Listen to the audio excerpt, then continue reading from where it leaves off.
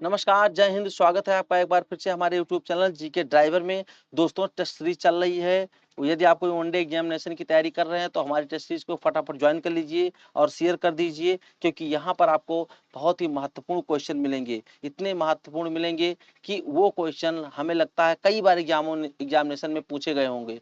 मैं उन्हीं क्वेश्चन को शामिल करता हूँ जो आपकी परीक्षा को प्रभावित कर सकते हैं, यानी कि आपको एक अच्छा मार्क्स दिला सकते हैं, आपको आपकी परीक्षा में सफलता दिला सकते हैं।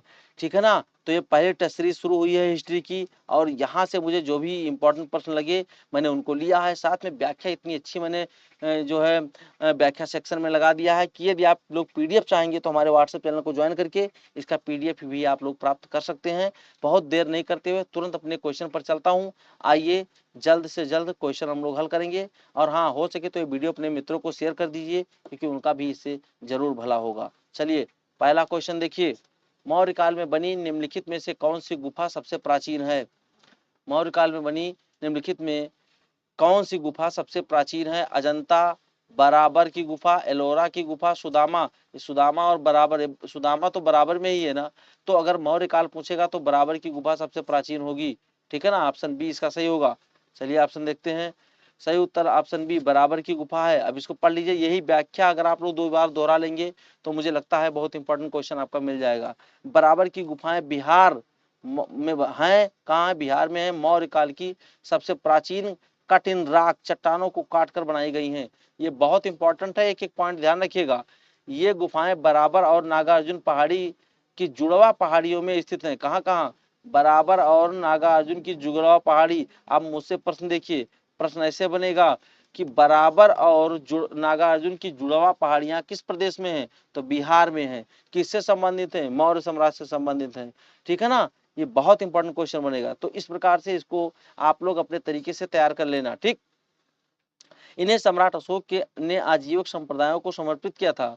प्रमुख गुफा में सुदामा गुफा, जिसमें मौर्य पॉलिश और गोल गूंज मतलब गुम्मज देने वाली छत की इसकी प्रमुख विशेषता है। इन गुफाओं का प्रयोग साधना, ध्यान और वास के लिए होता था। किसके लिए? रहने के लिए नहीं। हाँ, वो सॉरी, साधना, ध्यान और वास के लिए होता था। मतलब ये तीनों पूछेगा कि बराबर की गुफाओं का प्रयोग मौर्य काल में किसके लिए होता था, तो ये क्वेश्चन बन सकता है। इसलिए मैंने वही फैक्ट जोड़े जो बहुत इंपॉर्टेंट है। बराबर की गुफाओं में 4 प्रमुख गुफाएं हैं। उन गुफाओं में पहले सुदामा की गुफा, लोमस ऋषि गुफा, कर्ण चौपड़ गुफा और विश्वकर्मा गुफा। ये चारों गुफाएं भी याद रखिएगा। निम्नलिखित में से कौन सी गुफा बराबर की गुफाओं में शामिल नहीं है? ऐसा भी प्रश्न बन सकता है। तो ये बहुत इंपॉर्टेंट क्वेश्चन मैंने बनाया है। चलिए आगे चलते हैं। अगला क्वेश्चन है, चंद्रगुप्त मौर्य की प्रशासनिक व्यवस्था के संदर्भ में निम्नलिखित में कौन सा कथन सही है? वह सामंतवादी शासन प्रणाली का समर्थक था। मुझे नहीं लगता है सही होगा।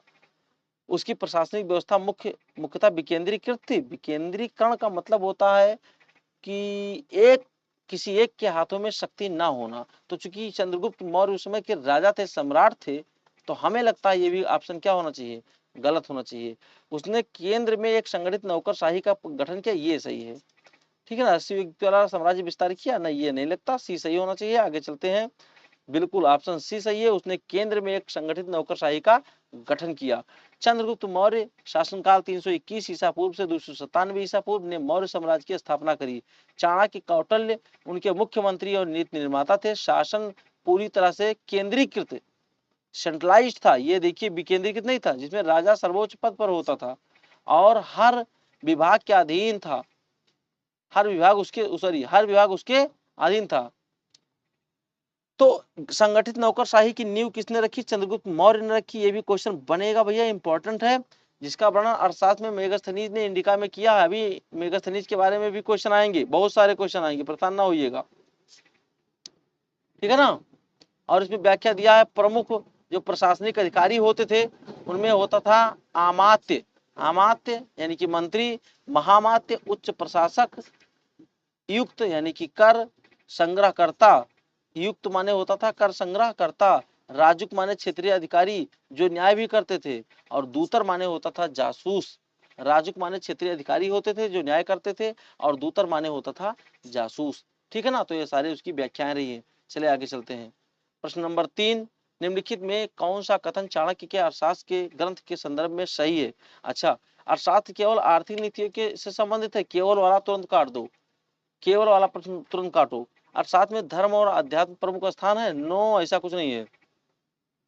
अर्थशास्त्र में राज्य नीति, प्रशासन और युद्ध नीति का समावेश है। और चौथा ऑप्शन डी कह रहा है कि अर्थशास्त्र एक बौद्ध ग्रंथ है जो अशोक के समय रचा गया, ये भी गलत है, तो इसका मतलब तीसरा सही है। चलिए देखते हैं क्या है इसका व्याख्या। ऑप्शन सी इसमें सही है। अर्थशास्त्र में राज्य, राजनीति, प्रशासन और युद्ध नीति का समावेश है। ठीक, ये अर्थशास्त्र के बारे में पूरा फैक्ट दिया गया है, पढ़ लीजिएगा। प्राचीन भारत का एक महत्वपूर्ण ग्रंथ है जिसकी रचना कौटिल्य यानी कि चाणक्य जी ने किया था, विष्णुगुप्त ने किया था। तीनों नाम इकट्ठे लिख दिया गया है, चाणक्य कहो, कौटिल्य कहो, विष्णुगुप्त कहो, तीनों रटने की जरूरत नहीं, एकदम बहुत अच्छे से ये जो क्वेश्चन तैयार किए गए हैं। यह ग्रंथ चंद्रगुप्त मौर्य के शासनकाल से संबंधित है। नाम से अर्थ जो नाम से इसका जो अर्थ निकलेगा आर्थिक दृष्टिकोण प्रतीत होता है। अर्थशास्त्र मतलब आर्थिक दृष्टिकोण वाली कोई पुस्तक, लेकिन ऐसा नहीं है। यह ग्रंथ राजनीति, कूटनीति, प्रशासन, अर्थव्यवस्था, सैन्य नीति, कर व्यवस्था, गुप्तचर तंत्र और कानून को भी समेटे हुए है। अर्थशास्त्र को भारत का प्राचीन भारत का पहला व्यवस्थित राजनैतिक और प्रशासनिक ग्रंथ माना जाता है। ये भी क्वेश्चन इंपॉर्टेंट है।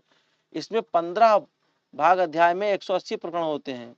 इसमें 15 भाग हैं और 180 प्रकरण हैं। क्या है?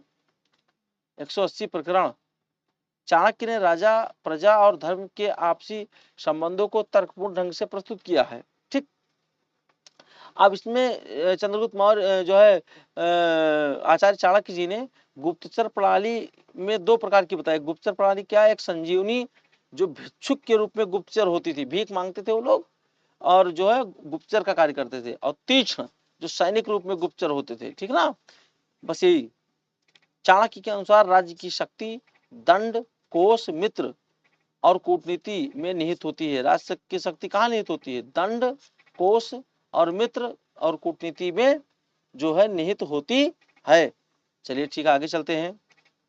अगला क्वेश्चन देखिए, मेगास्थनीज से है। मेगास्थनीज की पुस्तक इंडिका से संबंधित निम्नलिखित में से कौन सा कथन सही है? इंडिका संस्कृत भाषा में रचित एक धार्मिक ग्रंथ है, बिल्कुल गलत है। ठीक है ना। इंडिया मौर्यकालीन भारत पर एक यूनानी यात्री की कल्पना मात्र कथा है। कल्पना तो नहीं है, क्योंकि वो भारत आया था तो इसलिए। इंडिका में भारत की जाति व्यवस्था, नगर व्यवस्था और प्रशासन का वर्णन है। ये बात हमें लगता है सही होना चाहिए। ये केवल वाला तो मैं काटता हूं, तो सी सही होना चाहिए। ऑप्शन चलिए क्या है देखते हैं। ऑप्शन सी एकदम सही है। इंडिका में भारत की जाति व्यवस्था, नगर व्यवस्था और प्रशासन का वर्णन है। देखिए, मेगास्थनीज यूनानी इतिहासकार और राजदूत था जो सेल्यूकस निकेटर द्वारा भारत के मौर्य सम्राट चंद्रगुप्त मौर्य के दरबार में भेजा गया था। उसने अपने अनुभव और अवलोकन पर आधारित पुस्तक इंडिका लिखी थी। ठीक है ना। मुख्यतः किस भाषा में लिखी गई है?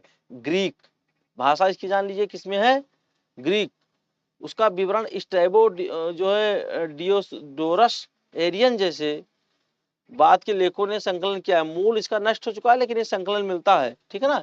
इंडिका में निम्नलिखित बातों का उल्लेख मिलता है। क्या? भारत की जाति व्यवस्था का उल्लेख है, उसमें 7 वर्गों की जातियों का उल्लेख किया है।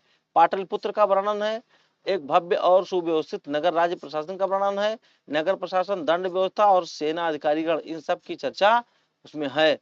आगे चलिए, क्वेश्चन नंबर 5 देखिए, बहुत इंपॉर्टेंट है, बहुत इंपॉर्टेंट है, कई बार रिपीट हुआ है। निम्नलिखित में से कौन सा विदेशी शासक चंद्रगुप्त मौर्य का मित्र और राजनीतिक सहयोगी रहा, जिसके साथ संधि के बाद राजनयिक संबंध स्थापित हुए? यानी कि संधि के पहले मामला कटुतापूर्ण था, झगड़ेले वाला था। किसका? इसमें उत्तर सही होगा, सेल्यूकस निकेटर। अच्छा, अगला चलिए, उत्तर सही है, सेल्यूकस निकेटर। चंद्रगुप्त मौर्य ने सिकंदर के उत्तराधिकारी यूनानी शासक जो है सेल्यूकस निकेटर को हराया। अच्छा, और उसके साथ 302 ईसा पूर्व एक संधि की। इस संधि के अनुसार सेलूकस ने कंधार, हेरात, बल्ख और मकरान जैसे प्रदेश चंद्रगुप्त को सौंप दिए। कौन कौन? कंधार, हेरात, बल्ख और मकरान, यानी कि बल्ख बुखारा, जो बल्ख बुखारा क्षेत्र है वहां तक चंद्रगुप्त मौर्य का शासन हो गया। बदले में चंद्रगुप्त मौर्य ने उसे 500 हाथी सैन्य सहायता रूप में दिया। इस संधि से राजनयिक संबंध स्थापित हुए। सेल्यूकस ने अपना राजदूत मेगास्थनीज चंद्रगुप्त दरबार में भेज दिया और यह भारत यूनान के बीच प्रथम औपचारिक राजनीतिक संबंध माने जाते हैं। कौन?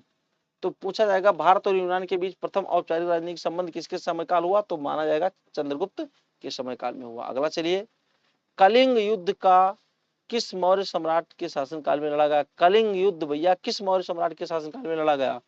तो बिंदुसार, चंद्रगुप्त मौर्य, अशोक, दशरथ मौर्य, तो जानते ही होंगे अशोक के शासनकाल में लड़ा गया, ठीक है ना। इसकी व्याख्या देखते हैं। इसकी व्याख्या है उत्तर सी अशोक। कलिंग युद्ध मौर्य सम्राट अशोक के द्वारा 261 ईस्वी ईसा पूर्व में लड़ा गया।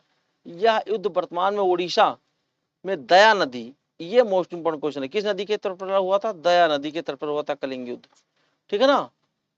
अशोक ने विजय तो प्राप्त करी लेकिन भारी जनहानि ने उसे मानसिक रूप से झकझोर दिया, ठीक।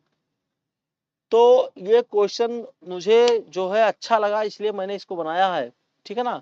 अब ये किस शिलालेख में है कलिंग का वर्णन? अशोक के 13वें शिलालेख में, अशोक के 13वें शिलालेख में इसका वर्णन है कलिंग युद्ध का, ये भी याद रखिएगा, ठीक। ग्रीक प्राकृत भाषा में लिखा गया है, ठीक है ना, इसको भी याद रखिएगा। बस यही सब चीजें जो याद करने वाली थी मैंने बता दिया। अगला क्वेश्चन देखिए भैया, 7वां क्वेश्चन है, प्राचीन ग्रंथों एवं विदेशी यात्रियों के अनुसार चंद्रगुप्त मौर्य को निम्न में से किस नाम से भी जाना जाता है? तो सैंड्रोकोटस कहा जाता था। क्या कहा जाता है? सैंड्रोकोटस। चंद्रगुप्त मौर्य मौर्य वंश के संस्थापक थे। उन्होंने 322 ईसा पूर्व से 297 ईसा पूर्व तक शासन किया। यूनानी लेखकों ने उन्हें सैंड्रोकोटस नाम उल्लेख किया है। यह नाम ग्रीक भाषा में चंद्रगुप्त का अपभ्रंश है। ये सारे मोस्ट इंपॉर्टेंट क्वेश्चन थे। हम जो मौर्य काल और गुप्त काल से 3 वीडियो लाएंगे, जिसका पहला वीडियो था, दूसरा वीडियो जल्दी ही लॉन्च होगा, ठीक है ना। आप लोग इन सारे प्रश्नों को पढ़िए, दोहराइए और खासकर इनकी व्याख्या को जरूर पढ़िए, कई बार रिपीट कीजिए, क्योंकि इसमें वही फैक्ट शामिल किए गए हैं जो कई बार एग्जामिनेशन में पूछे गए हैं, ठीक ना। तो चलिए ये वीडियो को तो खत्म करता हूं, लेकिन भैया इसको शेयर कर दीजिएगा, अपने मित्रों के पास पहुंचा दीजिएगा। और यदि आपका इसका पीडीएफ चाहता है तो आप मेरे व्हाट्सएप चैनल पर आ जाइए। व्हाट्सएप चैनल का नाम है जीके ड्राइवर, ठीक। मिलता हूं नेक्स्ट वीडियो में। इस बात को कहने से पहले मैं आपको फिर से एक बार याद दिला दूं कि मेरे इसी चैनल पर डेली करंट अफेयर की क्लास चलती है। भैया आपको वहां पर जो महत्वपूर्ण करंट अफेयर मिलेंगे, किसी भी टेस्ट सीरीज में आपको नहीं मिल सकते, किसी भी एग्जामिनेशन जो है किसी भी चैनल पर मुझे लगता है जल्दी मिलेगा नहीं, क्योंकि बहुत लोग बहुत सारा क्वेश्चन बना देते हैं यार, जो किसी काम का नहीं होता है। मैं उतना ही बनाता हूँ जो मुझे लगता है कि हाँ ये बहुत काम का है। चलिए मिलता हूँ नेक्स्ट वीडियो में, तब तक के लिए जय हिंद।